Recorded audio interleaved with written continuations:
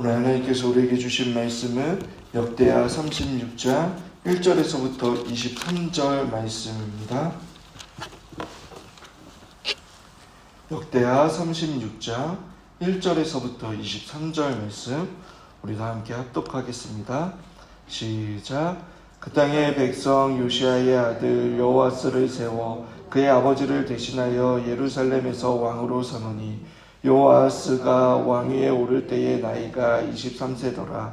그가 예루살렘을 다스린 지 석 달에 애굽 왕 예루살렘에서 그의 왕위를 폐하고 또 그 나라에 100달란트와 금 1달란트 벌금을 내게 하며 애굽 왕 느고가 또 그의 형제 엘리야김을 세워 유다와 예루살렘 왕으로 삼고 그의 이름을 고쳐 여호아김이라 하고 그의 형제 여호아스를 애굽으로 잡아갔더라. 여호아김이 왕위에 오를 때의 나이가 25세라. 예루살렘에서 11년 동안 다스렸으며 그의 하나님 여호와 보시기에 악을 행하였더라.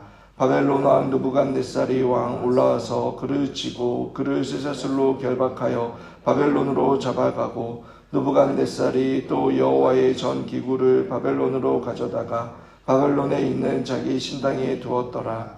여호아김이 남은 사적과 그가 행한 모든 가증한 일과 그에게 발견된 악행이 이스라엘과 유다 열왕기에 기록되니라. 그의 아들 여호아긴이 대신하여 왕이 되니라. 여호아긴이 왕위에 오를 때의 나이가 8세라. 예루살렘에서 석 달 열흘 동안 다스리며 여호와 보시기에 악을 행하였더라. 그의 느부갓네살 왕이 사람을 보내어 여호아긴을 바벨론으로 잡아가고 여호와의 전에 귀한 그릇도 함께 가져가고 그의 숙부 시드기야를 세워 유다와 예루살렘 왕으로 삼았더라. 시드기야 왕위에 오를 때의 나이가 21세라. 예루살렘에서 11년 동안 다스리며 그의 하나님 여호와 보시기에 악을 행하고 선지자 예레미야가 여호와의 말씀으로 일러도 그 앞에서 겸손하지 아니하였으며 또한 느부갓네살 왕이 그를 그의 하나님을 가리켜 맹세하게 하였으나 그가 왕을 배반하고 목을 곧게 하며 마음을 완악하게 하여 이스라엘 하나님 여호와께로 돌아오지 아니하였고 모든 제사장들의 우두머리들과 백성도 크게 범죄하여 이방 모두 가증한 일을 따라서 여호와께서 예루살렘에 거룩하게 두신 그의 전을 더럽게 하였으며 그 조상들의 하나님 여호와께서 그의 백성과 그 거하시는 곳을 아끼사 부지런히 그의 사신들을 그 백성에게 보내어 이르셨으나 그의 백성이 하나님의 사신들을 비웃고 그의 말씀을 멸시하며 그의 선지자를 욕하고 하나님 여호와의 진노를 그의 백성에게 미치게 하여 회복할 수 없게 하였으므로 하나님이 갈대아 왕의 손에 그들을 다 넘기심에 그가 와서 그들의 성전에서 칼로 청년들을 죽이며 청년 남녀와 노인 병약한 사람을 긍휼히 여기지 아니하며 또 하나님의 전에 대소 그릇과 여호와의 전에 보물과 왕과 반백들의 보물을 다 바벨론으로 가져가고 또 하나님 전을 불사르며 예루살렘 성벽을 하며 그들의 모든 궁실을 불사르며 그의 모든 귀한 그릇을 부수고 칼에서 살아남은 자를 그가 바벨론으로 사로잡아가매 무리가 거기서 갈대아 왕과 그의 자손의 노예가 되어 바사국이 통치할 때까지 이르니라. 이에 토지가 황폐하여 땅이 안식년을 누린같이 안식하여 70년을 지냈으니 여호와께서 예레미야의 입으로 하신 말씀이 이루어졌더라. 바사의 고레스 왕 원년에 여호와께서 예레미야의 입으로 하신 말씀을 이루시려고 여호와께서 바사의 고레스 왕의 마음을 감동시키매 그가 온 나라에 공포도 하고 조소도 내려 이르되 바사 왕 고레스가 이와 같이 말하노니 하늘의 신 여호와께서 세상 만국을 내게 주셨고 나에게 명령하여 유다 예루살렘 성전을 건축하라 하셨나니 너희 중에 그의 백성된 자는 다 올라갈지어다. 너희 하나님 여호와께서 함께 하시기를 원하노라 하였더라. 아멘. 오늘 본문은 요시야가 애굽의 느고 왕의 전쟁에서 죽고 난 이후 약 23년 동안 4명의 왕에 대한 내용을 기록하고 있습니다. 유다는 23년 동안 애굽과 바벨론에 의해 속정 통치를 받았습니다. 오늘 말씀 1절에 보시면 애굽과의 전쟁에서 패한 유다는 그 땅의 백성이 요시야의 아들 여호아스를 세워 아버지를 대신하여 왕으로 세웠습니다. 그는 23세에 왕이 되고 약 3개월간 유다를 다스리고 애굽에 의해 폐위가 되었습니다. 애굽의 느고는 그를 애굽으로 데려갔고 애굽에서 죽었습니다. 여호아스를 폐위시켜 애굽으로 데려갔을 때에 은 100달란트 약 3.75톤과 또 금 1달란트 34kg 등 과중한 조공을 바쳤습니다. 이어서 느고는 여호아스를 대신하여 사절에 요시야의 장자이자 여호아스의 형 엘리야김을 왕으로 삼습니다. 그리고 그의 이름을 여호와김으로 바꾸었습니다. 여호와김이 다스린 지 4년 후에 바벨론의 느부갓네살 왕이 즉위하고 그 해에 바벨론은 2차 갈그미스 전쟁에서 애굽을 물리칩니다. 이 전쟁으로 유다는 애굽에서 벗어났지만 바벨론을 섬기게 되었습니다. 느부갓네살 왕은 여호와김을 롯사슬로 결박하여 바벨론으로 끌고 갑니다. 그리고 성전의 기물들과 보물들을 빼앗아 자신들의 신당에 두었습니다. 이때 다니엘과 세 친구들도 함께 바벨론으로 끌려가게 됩니다. 이러한 상황에서도 유다는 애굽과 바벨론을 섬기면서 여호와 보시기에 악을 행하였다라고 기록하고 있습니다. 여호와김이 바벨론으로 끌려가자 여호와긴이 왕이 되어 석 달을 다스립니다. 100일이라는 짧은 시간 기간에도 여호와 보시기에 악을 행했다라고 합니다. 결국 여호와긴도 바벨론으로 포로로 끌려갔습니다. 이때의 성전 기물과 예루살렘의 유력한 자들, 용사 10,000명과 기숫자들도 함께 사로잡혀 갔습니다. 느부갓네살은 여호와긴을 바벨론으로 끌고 간 후에 그의 숙부이자 요시야의 삼남인 시드기야를 왕으로 삼습니다. 시드기야는 유다의 마지막 왕이 됩니다. 하나님은 계속해서 선지자들을 보내셨지만 그럼 특별히 멸망 직전 시드기야 때에도 부지런히 하나님의 사신들을 보냈습니다. 그러나 시드기야는 선지자의 경고를 무시하고 여호와 보시기에 악을 행했다라고 말씀하고 있습니다. 12절에 이렇게 말씀합니다.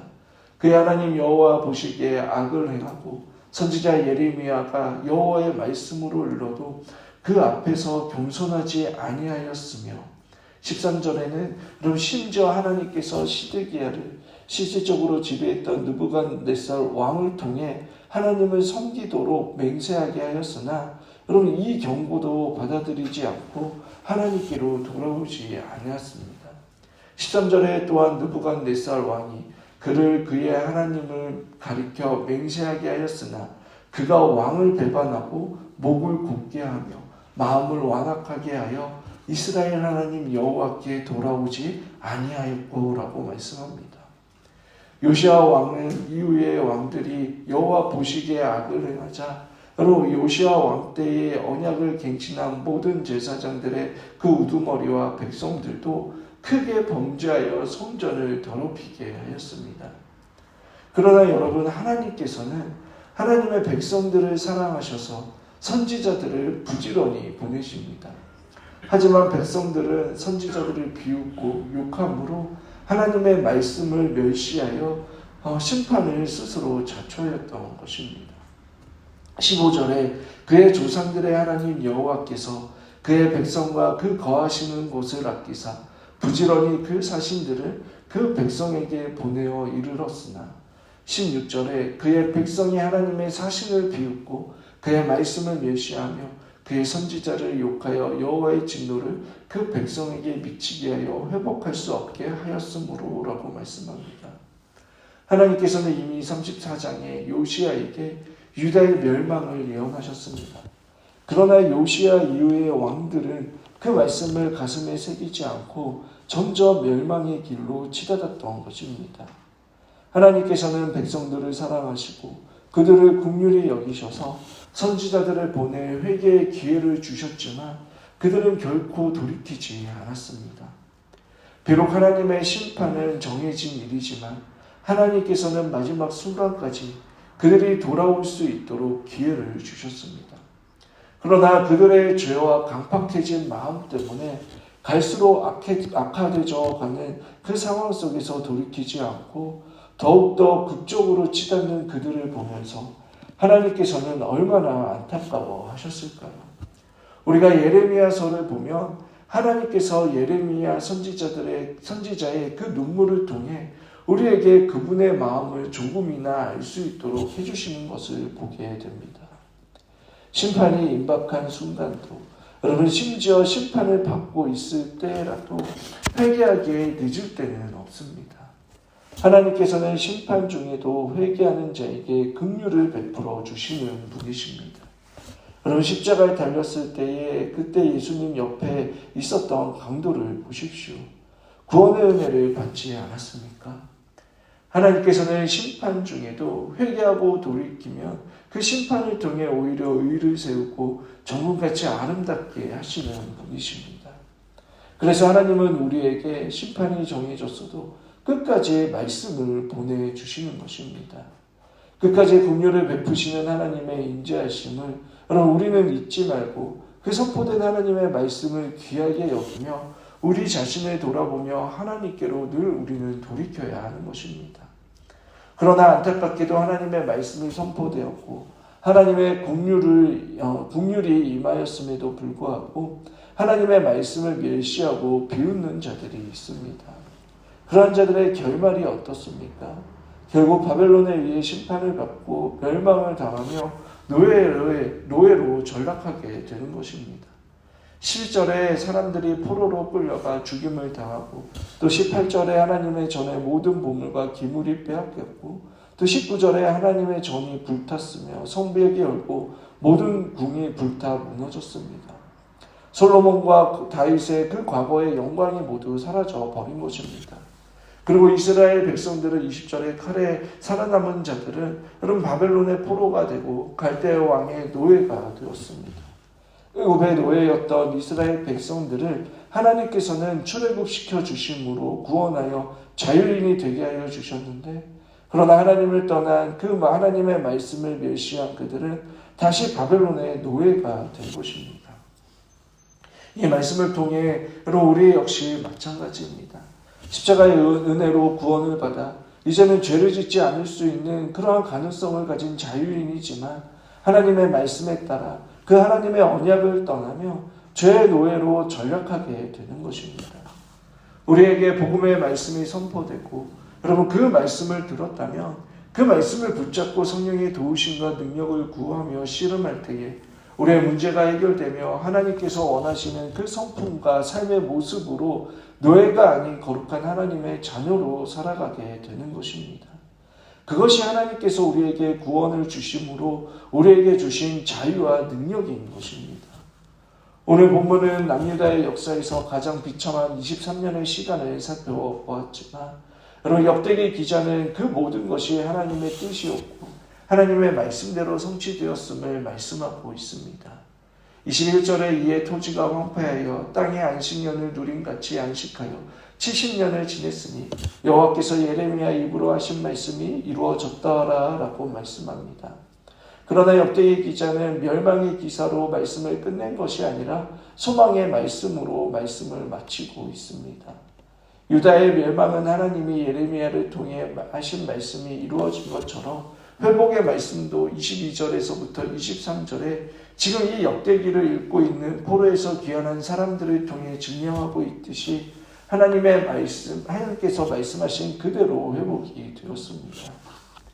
역대기 기자는 역사의 주관자는 유다의 왕도, 애굽의 왕도, 바벨론의 왕도 아니 바로 우리 주님이심을 말씀하고 있습니다. 말씀대로 유다를 심판하시고 말씀대로 유다를 회복하신 하나님께서 말씀대로 솔로몬의 성전이 무너지고 말씀대로 성전이 재건되고 예수 그리스도를 통해 영원히 무너지지 않는 그 성전을 세우셨음을 말씀하고 있습니다. 하나님께서는 죄로 인하여 노예로 전락한 그들을 다시 언약의 백성으로 성전을 재건하는 그 사명으로 부르셨습니다. 예레미야 선지자는 유다 왕이 악행을 저질렀던 그 절정의 때에 진정한 왕의 예언을 하였습니다.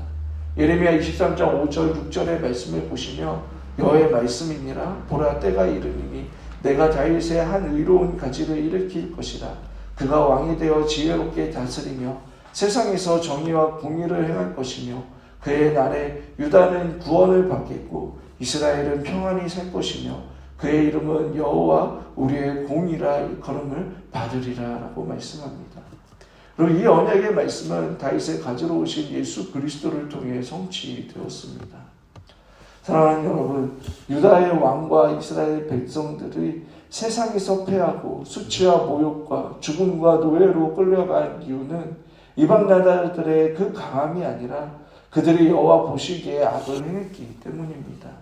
그리고 그 모든 일에도 하나님의 주권 가운데 일어난 일입니다.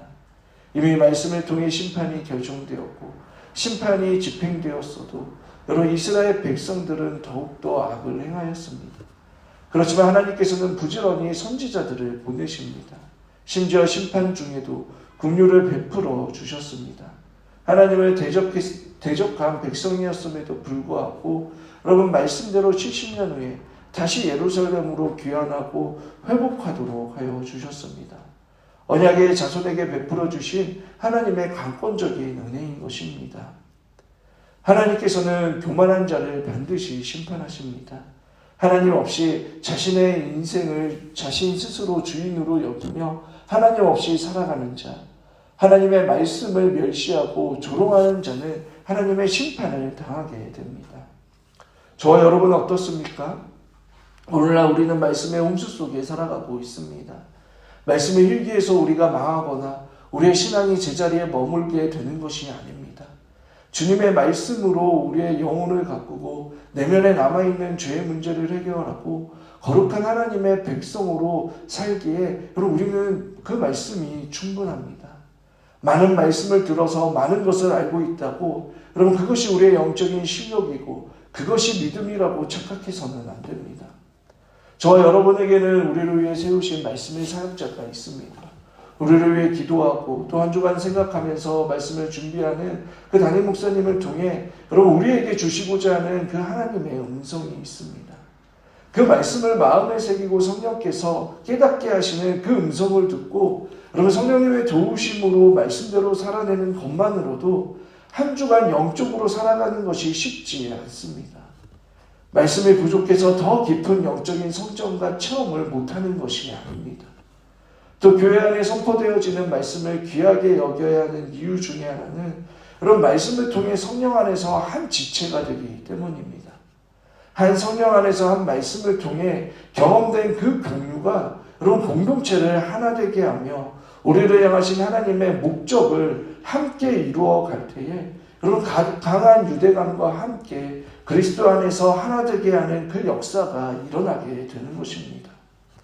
오늘 이 새벽 우리에게 주시는 하나님의 말씀을 생각하며 여러분 저와 여러분 역시 이 땅에서 살아가는 우리에게 우리 교회를 통해 들려주시는 그 하나님의 음성을 귀하게 여기며 듣고 깨닫는 저와 여러분이 되길 바랍니다.